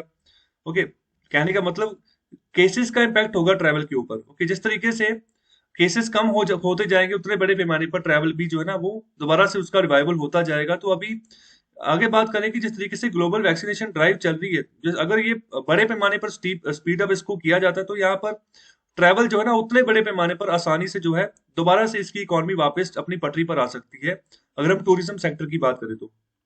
और यहाँ पर बात कर रहे हैं कि अगर सब कुछ सही जाता है वैक्सीनेशन ड्राइव के मामले में, सही तरीके से वैक्सीनेशन हो जाती है, सही तरीके से वैक्सीन प्रभावी रूप से काम कर पाती है, तो यहाँ पर United Nation World Tourism Organization, तो इनका एक पैनल ऑफ एक्सपर्ट्स है, तो उन्होंने यहाँ पर एक अंदाजा लगाया, पूर्वानुमान लगाया है कि आने वाले समय में जो 2021 का क्वार्टर 3 है ना, तो उसमें बड़े पैमाने पर जो है इंटरनेशनल टूरिज्म में एक उछाल जो है देखने को मिलेगा। तो ये जो क्वार्टर 3 है, तो ये क्वार्टर 3 कौन से महीनों में आएगा? जैसे देखो, अभी जो 2021 का जो फर्स्ट क्वार्टर शुरू हुआ है, तो अभी वो परसों शुरू हुआ है, 1 अप्रैल से। ओके, एक अप्रैल 2021 से हमारा नया फाइनेंशियल ईयर शुरू हुआ है। तो अभी फर्स्ट क्वार्टर जो चलेगा वो पहले 3 महीने होंगे, अप्रैल मई जून। ओके, तो फर्स्ट क्वार्टर जो है कंप्लीट हो गया। दूसरा जो आएगा फिर जुलाई अगस्त सितंबर। जो तीसरा आएगा वो आएगा अक्टूबर नवंबर दिसंबर। तो अभी अक्टूबर नवंबर दिसंबर की ये बात करें तीसरे क्वार्टर की, कि तब जाकर जो है ना इंटरनेशनल टूरिज्म में बढ़ोतरी देखने को मिल सकती है आने वाले समय में, अगर वैक्सीनेशन सही ढंग से हो जाती है तो। और कुछ यहाँ पर बात करें कि 20% जो एक्सपर्ट्स हैं तो वो ये सजेशन दे रहे हैं कि वो साल जो अभी दोबारा आएगा ट्रैवल इंडस्ट्री में वो 2022 में जाकर ही आएगा। ओके, चाहे 2022 की शुरुआत में हो जाए, चाहे उसके मिड में हो जाए, चाहे एंड में हो जाए। तो यहाँ पर ये बात भी कुछ एक्सपर्ट्स के द्वारा की जा रही है। तो ये आगे बात की जा रही है ऑथर की तरफ से कि अलग अलग टाइमलाइन होती है अलग अलग कंट्रीज की, तो यहाँ पर अलग अलग तरीके से अपना रिकवरी साइकिल है ट्रैवलिंग इंडस्ट्री का, तो वो अलग अलग इकोनॉमी कंट्री के हिसाब से यहाँ पर डिपेंड करता है। तो अगर हम टाइमलाइन के बाहर इसके अलावा अगर बात करें, तो यहाँ पर जो ट्रैवल और टूरिज्म जो है ना, तो यहाँ पर अभी काफी बड़े पैमाने पर इम्पैक्ट जो है इनके ऊपर देखने को मिला है कोविड एरा के चलते। एक तरीके से एक पैराडिग्म शिफ्ट जो है यहाँ पर देखने को मिली। मतलब जिस तरीके से पूरी दुनिया में लोग इधर उधर जाके घूमते थे, मतलब अगर मैं यूरोपियन कंट्रीज की बात करें तो वो इंडिया में आते थे घूमने के लिए ज्यादातर, और इंडियंस की बात करें तो वो यूरोपियन कंट्रीज में ज्यादा घूमने घूमने के लिए जाते थे। तो इस तरीके से यहाँ पर बहुत बड़े पैमाने पर शिफ्ट देखने को अभी इस एरा में मिला है। क्या यहाँ पर देखने को मिला? अभी लोग जो है ना अभी कोशिश क्या कर रहे हैं, अभी ट्रैवलर्स यहाँ पर देख रहे हैं कि क्लोजर टू होम डेस्टिनेशन, मतलब कि घर के आसपास ही हम घूमें, कहने का मतलब अपने देश में ही रहें। ओके, तो यहाँ पर फॉरेन कंट्री में वो नहीं अभी जा रहे। तो इसके रीजन है, इसका रीजन तो एक ये भी है कि बहुत सारी कंट्रीज ऐसे भी हैं, जैसे मैं ब्रिटेन की बात करूं तो उन्होंने ट्रैवल बैन रखा हुआ है कि कौन कौन से देशों से जो है ना लोग वहां पर नहीं आ सकते। तो अभी आज ही की न्यूज है कि 4 देशों के ऊपर और प्रतिबंध लगा दिया है कि इन देशों से, खासतौर पे जो यहाँ पर साउथ एशियन कंट्री से निकल कर आती है, तो वहां से लोग अभी यूके में एंटर नहीं कर सकते। तो एक ये भी रीजन है। ओके, तो अभी जिसके चलते जो है ना अभी होम डेस्टिनेशन, मतलब घर के आसपास, अभी एक अपनी कंट्री में ही घूम लो, तो यहाँ पर इसको प्रायोरिटाइज जो है दिया जा रहा है। और साथ ही साथ यहाँ पर अपनी कुदरत जो नेचर है ना उसके साथ यहाँ पर रहने की यहाँ पर बात की जा रही है कि ट्रैवलर्स जो है टूरिज्म के तौर पर यहाँ पर सबसे बड़ी प्रायोरिटी इसी को दे रही है कि नेचर के आसपास उसको यहाँ पर उसका आनंद लें। ओके, जो होम स्टेज है, मतलब अगर घर के आसपास कोई स्टे है, या जो बुटीक प्रॉपर्टीज है, मतलब कि किसे नेचर को किस तरीके से हम जो है ना उसको समझें, उसके गुणों को समझें, तो यहाँ पर ये प्रेफर्ड ऑप्शंस हैं ट्रैवलर्स के सामने, जो टूरिस्ट उनके सामने। तो इसके अलावा यहाँ पर बात करें कि अगर हम दूसरी दूसरी और बात करें जो बड़े बड़े होटल्स हैं, ओके, जो रेस्टोरेंट्स हैं, जहां पर हम ये अगर ये बात कहते हैं कि अभी यहाँ पर तो बहुत बड़े पैमाने पर रिवाइवल अभी भी नहीं हुआ है, टूरिज्म आएगा, टूरिस्ट आएगा तभी तो यहाँ पर होटल में बुकिंग होगी, ओके, इतने के पेइंग गेस्ट आएंगे तो रुकेंगे, तभी तो जो होटल वाले हैं तो उनको यहाँ पर मुनाफा होना शुरू होगा ना।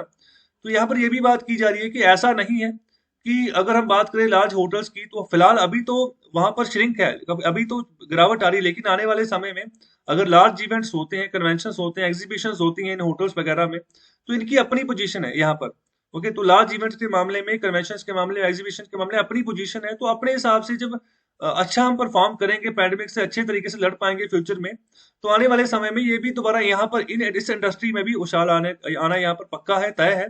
तो ऐसा नहीं है कि ये श्रिंक ही करता जाएगा, तो इसके ऊपर भी अभी कन्वर्जन आएगी, शिफ्ट आएगा जब धीरे धीरे पैंडेमिक कंट्रोल होता जाएगा, ओके।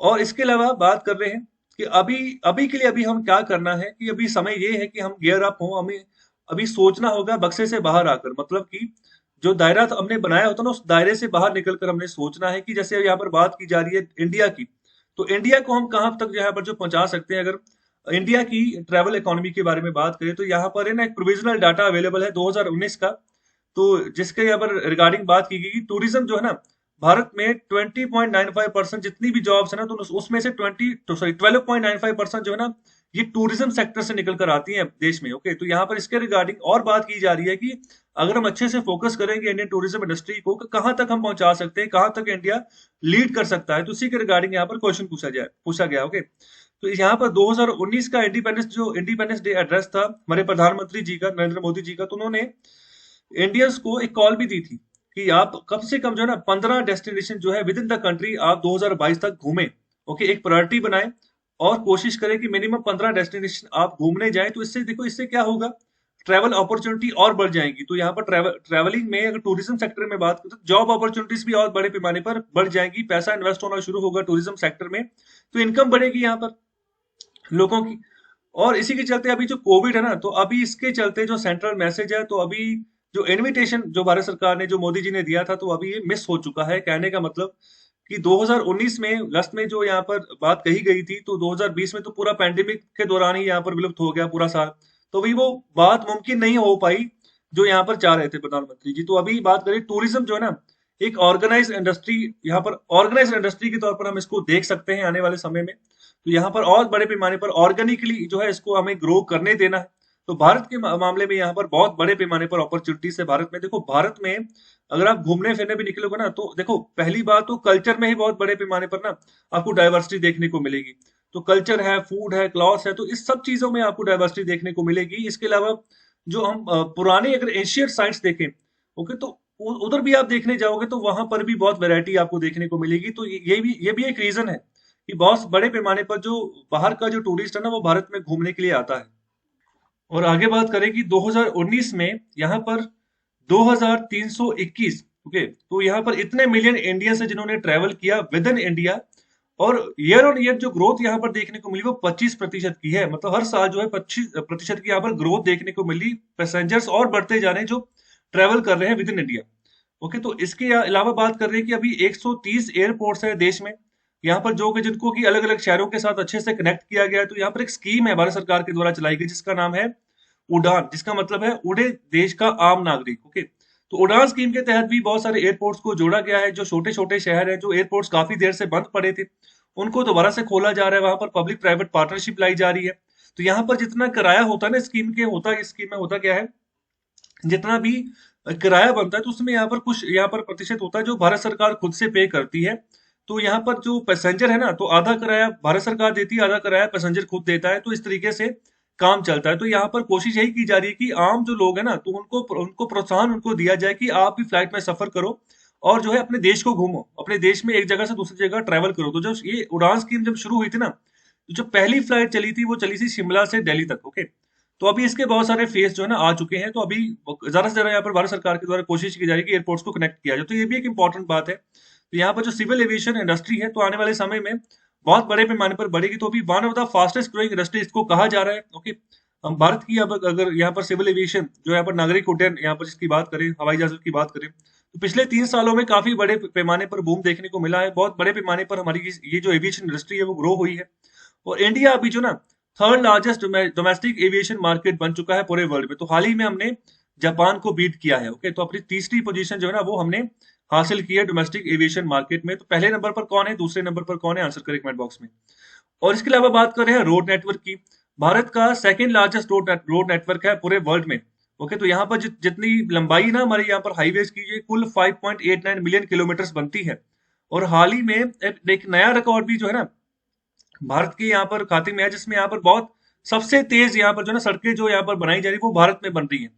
ओके, तो इंडियन जो अपने अभी ट्रेवल कर रहे हैं extensively with in the country. तो जो रोड ट्रांसपोर्टेशन है ना तो ग्रेजुअली अभी पिछले कुछ सालों से बढ़ती जा रही है। कहने का मतलब जो हाईवे अगर ये बने हैं तो उसको एक्सपैंड किया जा रहा है। नेशनल जो एक्सप्रेसवेज हैं वो बन रहे हैं। अभी दिल्ली मुंबई वाला एक्सप्रेसवे जो है वो बन रहा है।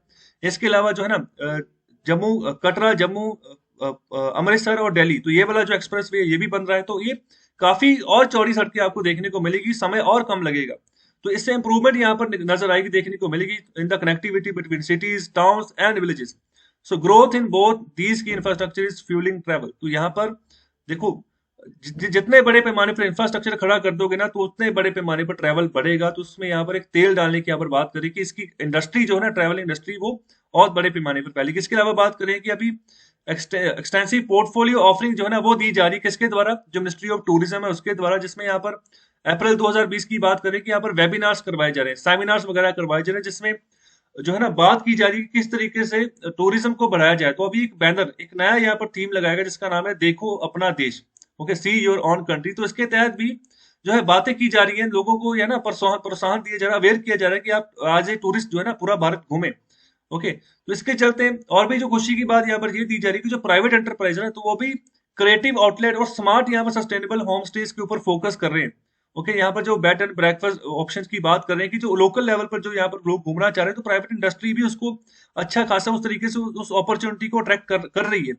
ओके, तो आने वाले समय में यहाँ पर अगर लोकल के हिसाब से हम एक्सपीरियंस करेंगे तो लोकल के हिसाब से अगर लोग आगे बढ़ते हैं, ट्रैवल करते हैं, तो आने वाले समय में एक अच्छी अपॉर्चुनिटी निकल कर आ सकती है जो लोकल लिवलीहुड्स हैं। ओके, तो उनके लिए भी यहाँ पर जॉब अपॉर्चुनिटीज बनेगी। जब टूरिस्ट आएगा बाहर से अपने देश में ही किसी एक जगह से दूसरी जगह घूमने जा रहा है तो वहां पर अगर नई जगह जा रहा है तो वहां किसी साइट को विजिट कर रहा है तो लोकल जो लिवलीहुड्स है तो वहां पर भी उनको रोजगार का साधन कोई ना कुछ मिलेगा। ओके, वहां पर जो है हो सकता है कि ब्रेकफास्ट की ऑप्शंस वगैरह हो, लंच की ऑप्शंस हो, इस तरीके से वहां पर रहने सहने के लिए कोई जैसे ढंग समाज जो ना वो अपॉर्चुनिटी तैयार की हो। तो आने वाले समय में ट्रैवलर को काफी अपॉर्चुनिटी जो है मिल सकती है, जो आम लोकल होंगी जहां भी वो घूमने जा रहा है वहां से। और इससे भी एक अच्छा जो है एक्सपीरियंस जिंदगी का आपको देखने को मिलेगा अपने ही देश में अलग अलग रीजन को जब आप घूमोगे तो। और ओनली यहाँ पर बात करें कि only the under travel in India will not know the camel cart ride in the salt pains of Kutch. देखो ये ना अभी भारत के अलग अलग कोने की जो डाइवर्सिटी है ना, तो जो जो क्या क्या नई नई चीजें आपको देखने को मिल रही है वही चीजें के बारे में लास्ट में बात कर रहे हैं ऑथर। कि जो घूमेगा ही नहीं भारत में तो उसको क्या पता चलेगा कि कैमल की कार्ट राइड क्या होती है। क्योंकि जो कि यहाँ पर जो गल्फ ऑफ कच्छ के पास में जो यहाँ पर एरिया है गुजरात का, जहाँ पर नमक के ना पहाड़ आपको देखने को मिलेंगे। तो यहाँ पर नमक निकाला जाता है और नमक का ही यहाँ पर जो है पूरी चादर बिछी हुई है। ओके, सफेद यहाँ पर एक तरीके से आपको नजर आएगी पूरी की पूरी ग्राउंड। तो इस तरीके का ऐसा सिनेरियो होता है कच्छ के पास। तो वहां से बहुत बड़े पैमाने पर नमक निकलता है। तो भारत में सबसे बड़ा जो यहाँ पर नमक प्रोड्यूसिंग राज्य है वो कौन सा वाला है, दूसरे नंबर पर कौन सा है, तीसरे नंबर पर कौन सा, ये आंसर करें कमेंट बॉक्स में, इंपॉर्टेंट है। और दूसरी यहाँ पर बात करें कि गरबा जो है, ओके, इसके अलावा मंगनियार, तो ये राजस्थान में यहाँ पर कुछ डांसेस हैं। तो वो कैसे देखेंगे अगर बाहर ही नहीं निकलोगे। पंजाब का भांगड़ा कैसे देखोगे जब बाहर ही नहीं निकलोगे। ओके, तो यहाँ पर जीरो म्यूजिक फेस्टिवल है अरुणाचल प्रदेश का, तो उसको कैसे, उस फेस्टिवल को कैसे एंजॉय करेगा। उसके अलावा और भी बहुत सारे लिटरेरी फेस्टिवल होते हैं क्रॉस इंडिया में, तो उसको कैसे एंजॉय करोगे जब तक आप अपॉर्चुनिटी को ग्रैब ही नहीं करोगे, आगे नहीं निकलोगे। ओके, तो यहाँ पर ऑथर लास्ट में यही बात कर रहे हैं, स्टार्ट करो, अपनी रिसर्च करो कि आपका दिल क्या करता है कहाँ पर घूमना चाहिए। जहां पर मन करता है ना उस एरिया में जाकर घूम कर आओ एक बार, और रेडी हो जाओ, अपना सामान पैक करो। सिर्फ ये बात याद रखना कि मास्क जरूर पहन के जाना और यहाँ पर ट्रेवल करना शुरू कर दो। तो चलिए आगे बढ़ते हैं। तो एडिटोरियल नंबर 4 जो है ना उसको डिस्कस करते थे। यहाँ पर बात करें on the Hunt for happiness, तो खुशी खुशी कैसे यहाँ पर जीवन में आए उसके बारे में बात की जा रही है। तो क्या आम आदमी क्या सोचता है, तो एक्चुअल में बात क्या है, तो उसके बारे में रिसर्चेस की गई, उसके बारे में ही यहाँ पर चर्चा की गई इस आर्टिकल में। तो यूएन जो है ना वो सेलिब्रेट करता है world happiness day on March 20, मैंने स्टार्टिंग में मार्च 21 बोल दिया था। सो मार्च 20 को हर साल जो है ना वर्ल्ड हैप्पीनेस डे हम सेलिब्रेट करते हैं। लेकिन बात की जा रही है कि एग्जैक्टली हैप्पीनेस है क्या।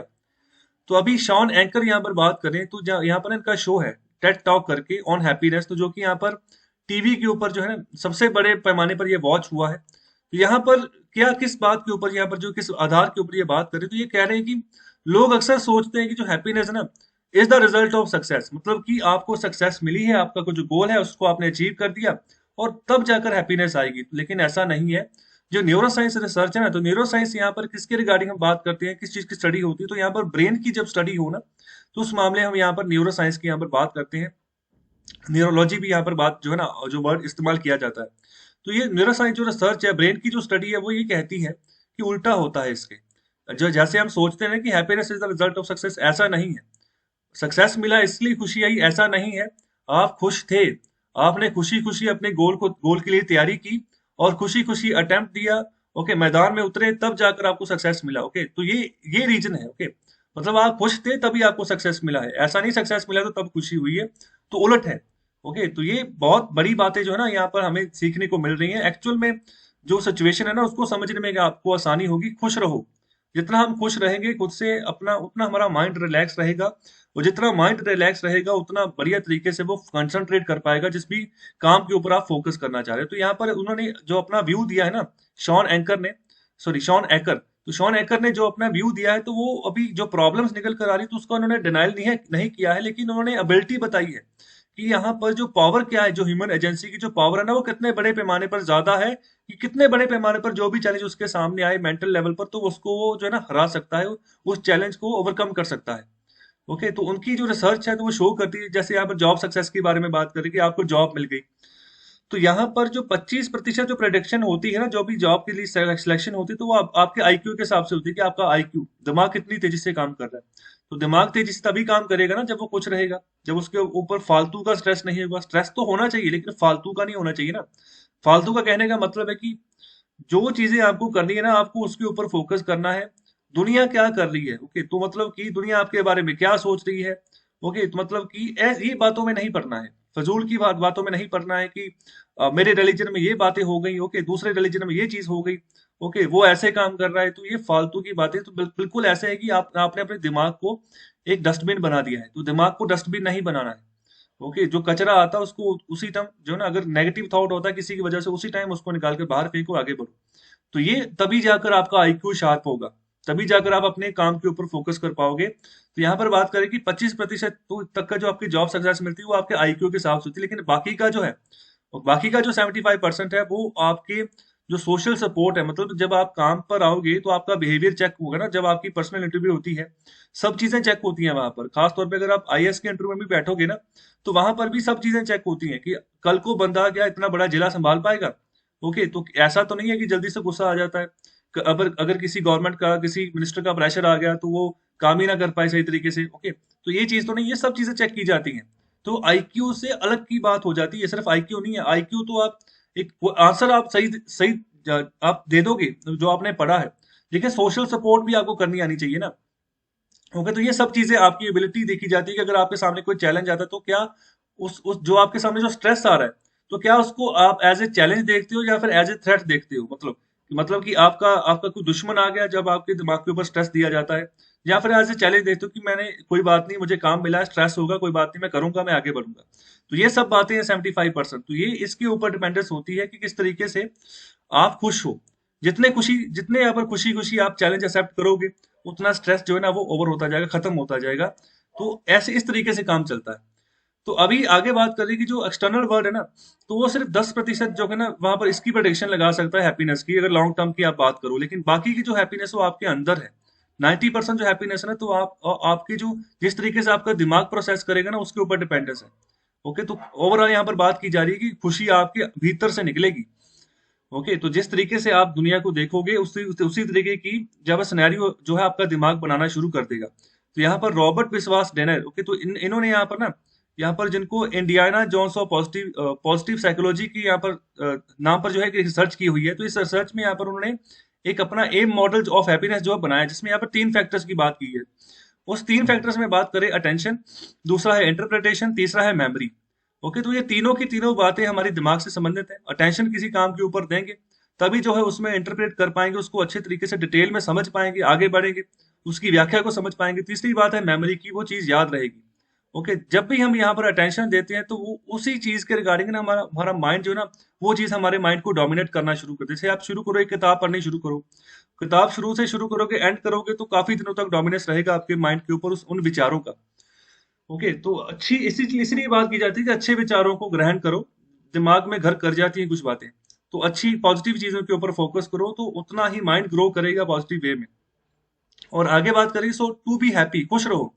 तो यहाँ पर जो हमें ना खुश रहना है, तो जो अंडर एस्टिमेट नहीं करना, जो छोटी छोटी चीजें हैं, जो अच्छी अच्छी बातें हैं, उनको नजरअंदाज नहीं करना है, उससे ही खुशी लेनी है। ओके, तो जो हमें डेली रोजाना जिंदगी में परमात्मा बहुत तरह की खुशी देता है, वो हमारे ऊपर है कि हमने वो खुशी एक्सेप्ट करनी है या फिर उसको इग्नोर करना है कि नहीं, मैं बड़ी खुशी हासिल करनी है जिसके लिए मैं काम कर रहा हूँ। तो ऐसी थिंकिंग को छोड़ दो। So the world is a laboratory of interpretation, and objective responses will trump emotional ones in providing happiness. So one should use memories as asset. तो यादों को as a asset अपनाना शुरू करो। पूरी दुनिया में ऐसे ही काम चल रहा है। तो इसी तरीके से यहाँ पर जो ना इमोशनल, जो यहाँ पर जो है ना हैप्पीनेस जो वो निकल कर आ रही है, इंटरप्रिटेशन बहुत बड़े पैमाने पर पूरी दुनिया में चल रही है। तो एक तरीके से लेबोरेटरी बन चुका है दिमाग। ओके, तो उन यादों को सही तरीके से उसको यूज करो। कैसे यूज करना है आपके ऊपर है, पॉजिटिव वे में उनको लगाओ। तो यहाँ पर एक्सपीरियंस अपना जो है ना उसको इन्वेस्ट करो, तो यहाँ पर जिंदगी के मजे लो और आपको बहुत बड़े पैमाने पर जो है फायदा मिलेगा। तो जैसे इकोनॉमी में होता नहीं है कि आपने इन्वेस्ट किया तो आपको अच्छा खासा प्रॉफिट नजर आना चाहिए, तो ये आपकी इन्वेस्टमेंट है। छोटी छोटी चीजों पे इन्वेस्टमेंट करनी सीखो पहले, आदत डेवलप करो अपनी ऐसे की हैप्पीनेस के ऊपर हमने कोशिश करनी है, खुश रहने की यहाँ पर आदत डालनी। तो जिंदगी खुद ही है ना मजे की यहाँ पर ट्रैक पर आ जाएगी, फिर जो भी काम करोगे उसमें आपका सक्सेस होगा। और आगे यहाँ पर बात करें कि अगर हम मनी के हिसाब से, पैसे के हिसाब से बात करें कि इसका जो कंट्रीब्यूशन होता है तो उससे यहाँ पर हैप्पीनेस का क्या लेना देना है। तो यहाँ पर मार्जिनल रिटर्न जो है ना क्विकली नजर आता है जब भी यहाँ पर पैसे की यहाँ पर कंट्रीब्यूशन होती है हैप्पीनेस में, कि थोड़ा बहुत यहाँ पर खुशी देखने को मिलती है। तो यहाँ पर ये 2010 की प्रिंसटन स्टडी है, तो यहाँ पर लिंक है ये स्टडी का। तो यहाँ पर ये पाया गया कि जो कोरिलेशन है बिटवीन हैप्पीनेस एंड वेल्थ, तो यहाँ पर यूएस की अगर बात करें तो यहाँ पर $75 पर ईयर के हिसाब से, तो यहाँ पर ये लास्ट हो जाता है, यहाँ पर ये खत्म हो जाता है। तो कहने का मतलब ये है कि अगर हम बात करें, एक मोटिवेशन हाइजीन थ्योरी है, तो इसके हिसाब से तो बिल्कुल ये जो बात है ना बिल्कुल इसके हिसाब से कारगर साबित होती है। तो इस थ्योरी के हिसाब से क्या बात नजर आती है कि अगर अगर आपके पास पैसा नहीं है तो आपकी जो जो हैप्पीनेस है ना वो कम होनी शुरू हो जाएगी। और दूसरी बात ये भी है कि अगर आपके पास जरूरत से ज्यादा पैसा है ना, तो फिर ये जरूरी नहीं है कि आपकी जो हैप्पीनेस है ना वो बढ़ जाएगी। तो सिंपल सी बात की जा रही है। तो इसीलिए यहाँ पर 75,000 का एक यहाँ पर ना एक ट्रैक रखा गया है। तो यहाँ पर एक थ्रेश रखा गया है कि अभी ये यहाँ तक ही है मैक्सिमम। तो इससे अगर ज्यादा भी अगर पैसे हो जाए तो इसका मतलब ये नहीं है कि आपके पास हैप्पीनेस भी बढ़ जाएगी। तो सिंपल सी बात, अगर नहीं है, पैसा नहीं है, तो तब यहाँ पर जो हैप्पीनेस रिड्यूस होती है। तो ये यहाँ पर एक तरीके से जो स्टडी है वो पाई गई है, 2010 की है प्रिंसटन स्टडी। तो इसमें ये चीज जो है ना इसका यहाँ पर खुलासा किया गया है। और इसके अलावा बात करें कि अगर जिंदगी की बात करें तो ज्यादातर जो पैसा है वो यहाँ पर जिंदगी को यहाँ पर कुछ अंश तक जो है ना कंट्रोल करके चलता है। तो यहाँ पर एक अच्छा फैक्टर होता है, बहुत बड़ा फैक्टर होता है कि जो यहाँ पर हैप्पीनेस को लीड करता है, जो जिस चीजों की हम खरीद सकते हैं। ओके, तो यहाँ पर जिन चीजों को हम नहीं खरीद पाएंगे तो तभी जो है लिंक ब्रेक हो जाता है बिल्कुल जल्दी से। ओके, जहां तक तो हमारी अप्रोच पहुंच सकती है कि हम चीजों को खरीद लें, तो वहां तक तो खुशी आ गई। जहां तक नई अप्रोच है तो फिर वहां पर ये लिंक ब्रेक हो जाएगा। जैसे आप अपनी हेल्थ के बारे में बात कर लो। ओके, तो अगर हेल्थ खराब हो गई तो वहां पर अगर अप्रोच नहीं कर पाए, ओके, ज्यादा सीरियस डैमेज आ गया किसी बॉडी पार्ट को, तो अगर उसको रिप्लेस करना है तो इसके लिए यहाँ पर पैसा खर्चने के बावजूद भी यहाँ पर अवेलेबिलिटी नहीं हो रही, तो क्या कर लोगे फिर वहां पर? तो वहां पर फिर कैसे खुशी ढूंढोगे? ओके, तो ये चीजें हैं यहाँ पर कि जिसके चलते पहले ही खुश रहो कि वहां पर इतनी नौबत ही ना आए कि आपके शरीर के ऊपर, आपके माइंड के ऊपर जो है नेगेटिव इम्पैक्ट जाए। और ये एक सोशल साइंटिस्ट है जिनका नाम है आर्थर सी ब्रुक्स। तो इन्होंने 3 मैथमेटिकली फॉर्मूले जो है ना वो सजेस्ट किए हैं हैप्पीनेस के लिए। तो पहली बात जो कर रहे हैं वो है कि सब्जेक्टिव जो वेल बीइंग है ना, तो इनको 3 तरीके से यहाँ पर बांट रहे हैं। तो सबसे पहली बात, जो जीन, मतलब कि जो आपके जीन चलते आ रहे हैं, पिछले जो फैमिली ऑर्डर चलता आ रहा है, जो आपके पुराने पूर्वज से, उनसे आपके माँ बाप को मिला, आगे आपको मिला। इसके अलावा जो सर्कमस्टांसेस, मतलब जो आसपास का जो आपका सिनेरियो बन जाता है, मतलब जिस सिचुएशन में आप रह रहे होते हो, ओके, तो वो कैसे हैं, मतलब गरीबी है या अमीरी है। तो यहाँ पर तीसरी बात आ जाती है आपकी आदतें, हैबिट्स। ओके, तो इन तीनों के चलते यहाँ पर जो है ऑर्थर सीब्रुक जो है अपनी बातें रख रहे हैं। तो यहाँ पर बात करेगी, इन्होंने ज्यादातर फोकस किया अपनी हैबिट्स के ऊपर। तो देखो, जो जेनेटिक डिस्पोजिशन जो हमें हमें मिलती हैं तो वो अलग अलग तरीके से, तो उनको तो चेंज नहीं कर सकते, लेकिन अपनी आदतें जो है उनको तो यहाँ पर सही कर सकते हैं ना। तो यहाँ पर आदतें जो है ना वो सही तरीके से आपका जो निर्माण है आने वाले समय में सही तरीके से कर सकती है। तो यहाँ पर जो हालात हैं आपके, तो उसका जो इफेक्ट है तो एक तरीके से अस्थायी है, स्थायी नहीं है। मतलब कि हालात बदलते रहते हैं। आज अगर हालात गरीबी वाले हैं तो कल वो चेंज भी होंगे। ओके, लेकिन आपकी हैबिट्स जो है ना वो नहीं बदलनी चाहिए। अगर सही हैबिट्स आपने अपना ली हैं, अगर खराब हैबिट्स है तो तब वो बदलनी चाहिए। ओके, तो यहाँ पर जो है ना ये सब कुछ होता है यहाँ पर साइकोलॉजिकल। यहाँ पर होमोस्टैसिस की बात करें तो ये दिमाग की ही खेल है सारी। ओके, तो ये इसी तरीके से जो है हम आगे बढ़ते हैं, हमें यहाँ पर पता होना चाहिए कि यहाँ पर किस तरीके से बुरे और अच्छे सर्कमस्टांसेस में हम काम करें। उसी उसी चीजों की आदतें जो हमने डेवलप करनी है। दूसरा बात कर रहे हैं कि अगर हम हैबिट्स की भी बात करें ना, तो इसकी भी यहाँ पर एक और वैल्यूबल इक्वेशन इन्होंने दी है। तो इनका कहना है कि हैबिट का मतलब ये नहीं है कि हैबिट का मतलब क्या निकल कर आता, आदतों का मतलब क्या निकल कर आता। इन्होंने ये बात बोली है।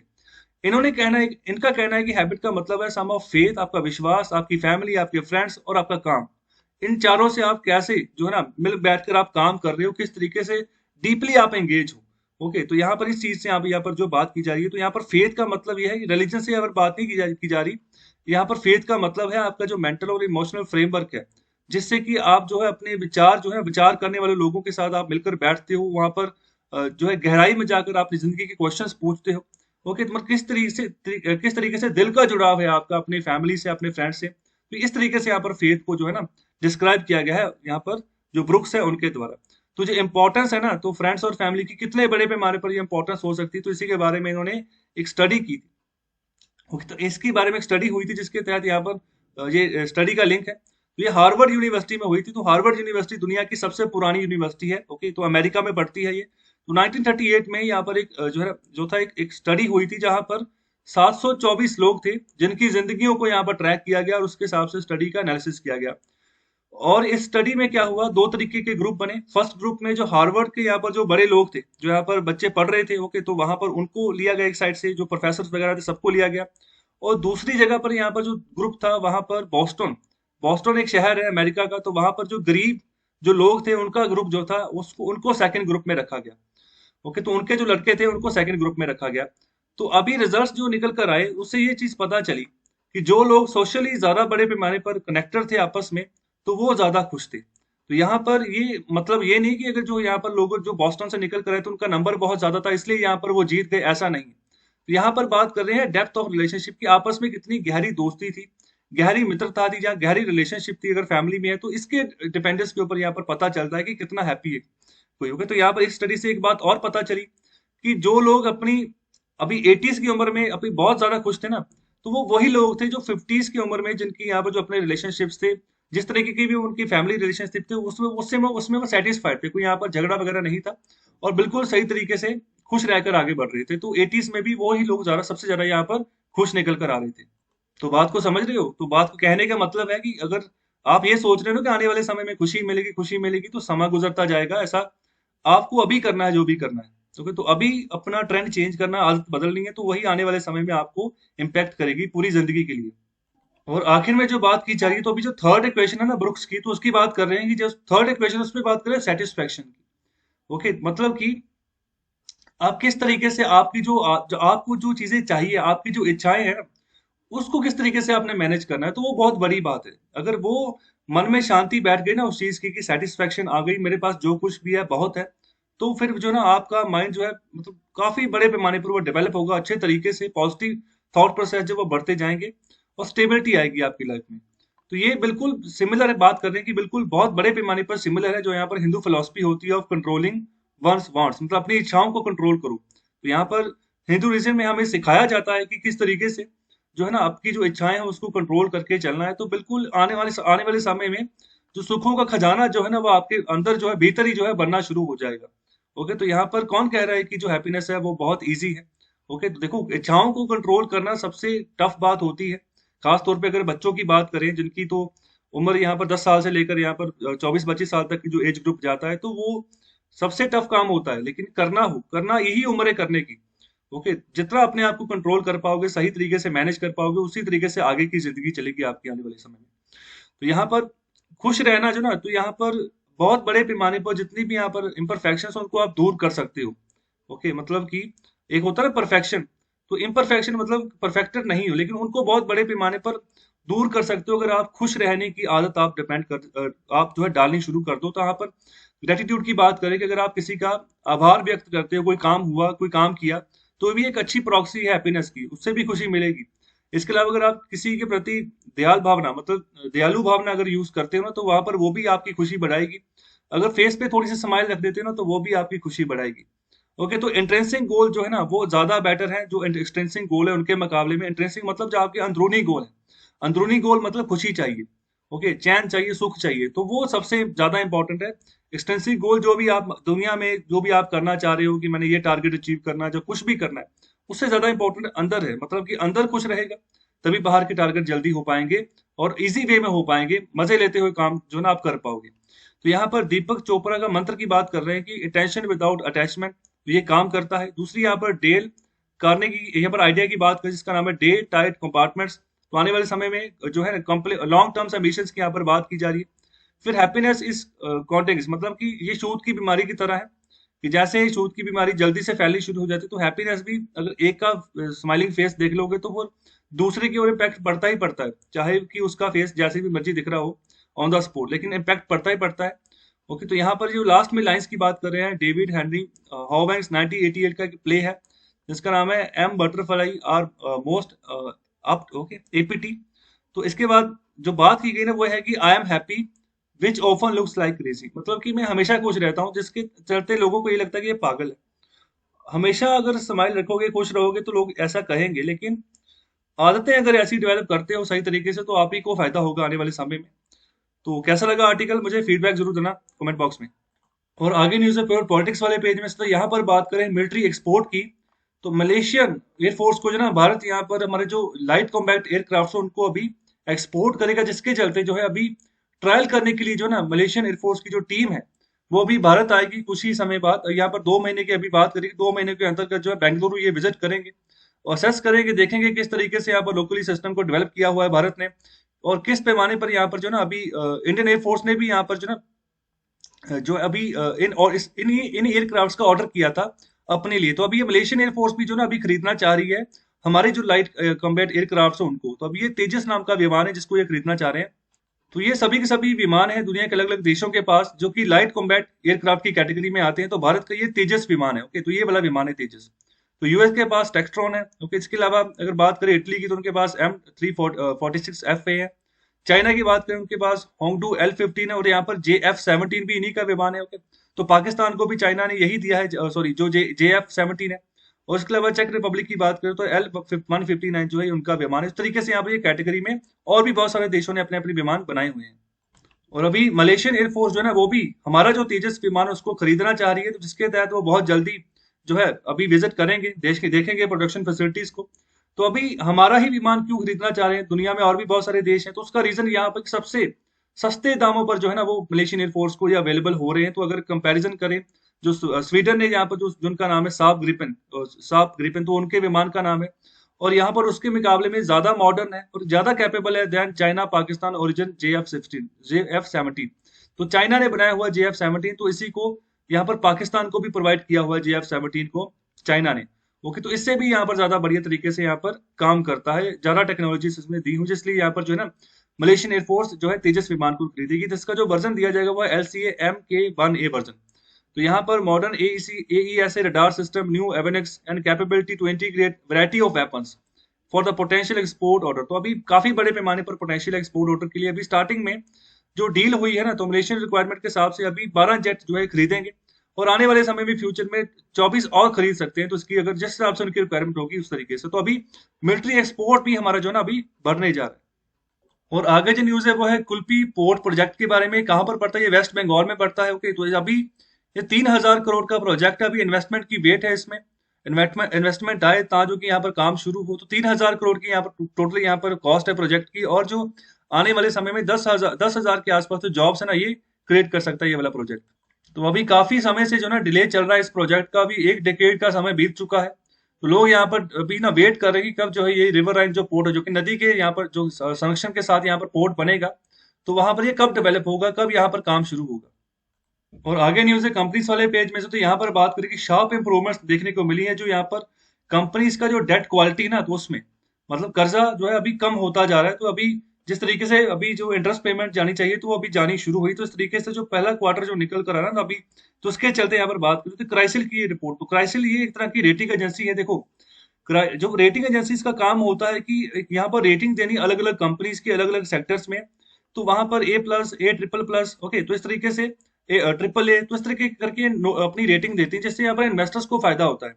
जिस तरीके से कंपनी की रेटिंग ज्यादा बढ़िया होगी ना, तो इन्वेस्टर्स जो है ना उसी कंपनी में फिर ज्यादा विचार करेंगे कि हम जहां पर इन्वेस्ट करें पैसा, हमें एक अच्छा खासा रिटर्न मिल जाएगा। तो इसी तरह यहाँ पर एक रेटिंग एजेंसी जिसका नाम है क्राइसिल, ओके, तो एक इंडियन कंपनी है जो कि सब्सिडरी है एक अमेरिकन कंपनी की, ओके, लेकिन ये इंडियन, अभी इंडिया में काम करे तो इंडियन कंपनी, तो जिसका पूरा नाम जो है ना ये है credit rating information services of India limited, तो शॉर्ट फॉर्म में इसको हम क्राइसिल बोलते हैं।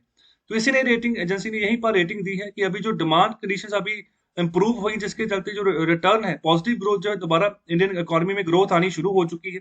तो जैसे यहाँ पर क्वालिटी इंप्रूवमेंट देखने को मिली है, खासतौर पे जो क्वालिटी है कंपनी डेट जो कर्जा लिया हुआ है उसमें, ओके, तो जहाँ पर सेकंड हाफ जो फिस्कल ईयर 2021 का यहाँ पर बात करें उस हिसाब से, ओके, तो यहाँ पर कुछ पॉइंट्स की बात करें कि अपग्रेड्स टू डाउनग्रेड्स जो यहाँ पर कंपनी डेट है, तो उसकी जो रेशो है तो उसमें यहाँ पर बढ़ोतरी देखने को मिली है 1.33 इन H2 FY21 with 294 upgrades against 221 downgrades compared to the decade low of 0.54 recorded in the first half of the previous fiscal। पिछले साल के मुकाबले इस साल थोड़ा सा सही यहाँ पर जो है ग्रोथ देखने को मिल रही है, सही तरीके से कर्जा जो है ना, कर्जा मुक्त हो रही है कंपनी, ओके। तो अभी पिछले साल तो पैंडेमिक की वजह से कारोबारी ठप हो गया, अभी दोबारा से संचालन हुआ, डिमांड दोबारा से उछली है, दोबारा से कंपनीज चालू हो गई, इंडस्ट्रीज चालू हो गई है, जिसकी वजह से यहाँ पर क्वालिटी जो है ना, जो यहाँ पर इंप्रूवमेंट जो है देखने को, शार्प इंप्रूवमेंट जो है देखने को मिल रही है, जो क्वालिटी है कंपनीज के डेट की उसके ऊपर।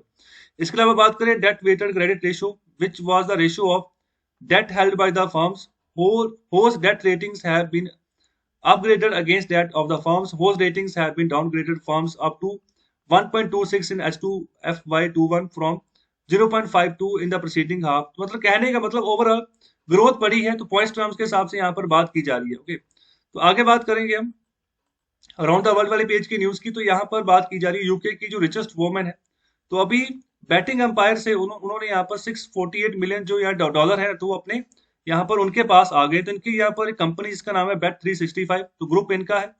तो इन्होंने 2 डेकेड्स पहले इसका निर्माण किया था, इसको फाउंड किया था। तो ये बैटिंग एम्पायर मतलब जहाँ पर सट्टा बाजारी होती है ना, तो स्पोर्ट्स में ज्यादातर यहाँ पर जो ऑनलाइन स्पोर्ट्स आप देखते हैं तो सट्टा लगता है, तो ये लीगल है, भारत में ये लीगल नहीं है सट्टा बाजारों के, तो ये वहां पर लीगल है, जिसके तहत लोग इन्वेस्ट करते हैं। तो यहाँ पर जिसके तहत इनके पास काफी अच्छा खासा पैसा जो है आज इकट्ठा हुआ है, ओके, तो 50% ज्यादा इकट्ठा हुआ है पिछले साल के अगर मुकाबले में अगर कंपेयर करें तो, कि जो ऑनलाइन यहाँ पर जो बुकिंग करते हैं, ऑनलाइन जो यहाँ पर सट्टा खेलते हैं, उसके रिगार्डिंग यहाँ पर बात करें। और यूके की रिचेस्ट वुमेन इनको अभी कहा जा रहा है, इसका नाम है डेनाइस कोट्स, ओके, दोबारा से इनको जैकपॉट लगा है।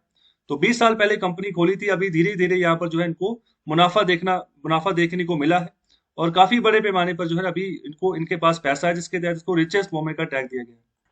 और अभी बारी है आज के लास्ट टॉपिक की, तो आज का इकोनॉमिक कंसेप्ट की। तो आज का जो टॉपिक है वो है सेटरीज पेरिबस। तो इसका मतलब क्या है, तो एक तरह का लैटिन फ्रेज है जिसका मतलब है अदर थिंग्स बीइंग इक्वल। तो ये फ्रेज इकोनॉमिस्ट के द्वारा जो है ना यूज किया जाता है, ज्यादातर जो उनकी फोरकास्टिंग होती है उसके तहत। कहने का मतलब जैसे हम कोई भी थ्योरी पढ़ते हैं तो वहां पर हम कई बार कह देते हैं कि जैसे टेम्परेचर प्रेशर की हम बात करें तो एक चीज कांस्टेंट मान लेते हैं, एक चीज को हम यहाँ पर वेरिएबल मान लेते हैं। तो बिल्कुल ये कांस्टेंट जिसको मानते हैं ना, तो यहाँ पर बात करें कि किसी एक इकोनॉमिक कंसेप्ट का, एक इकोनॉमिक वेरिएबल का दूसरे ऊपर क्या प्रभाव रहेगा, तो यहाँ पर उस सिचुएशन को यहाँ पर कांस्टेंट मान लेते हैं। यहाँ पर कांस्टेंट शब्द को ही ना यहाँ पर सेट्रिस पेरिबस का नाम इकोनॉमी में यहाँ पर दिया जाता है। तो यहाँ पर ज्यादातर कोई भी प्रोसीडिंग चल रही हो, कोई भी फोरकास्ट चल रहा हो, तो कुछ पैरामीटर्स को कांस्टेंट माना जाता है। तो यहाँ पर जो वर्ड इस्तेमाल किया जाता है वो है सेट्रिस पेरिबस, ओके। तो कैसा लगा आपको लेक्चर? तो फीडबैक जरूर दें, जो मैंने क्वेश्चंस पूछे उनका आंसर जरूर दें, ज्यादा से ज्यादा शेयर करें लेक्चर को, कमेंट बॉक्स में आंसर करें और लाइक करें इस चैनल को। बहुत बहुत शुक्रिया, धन्यवाद।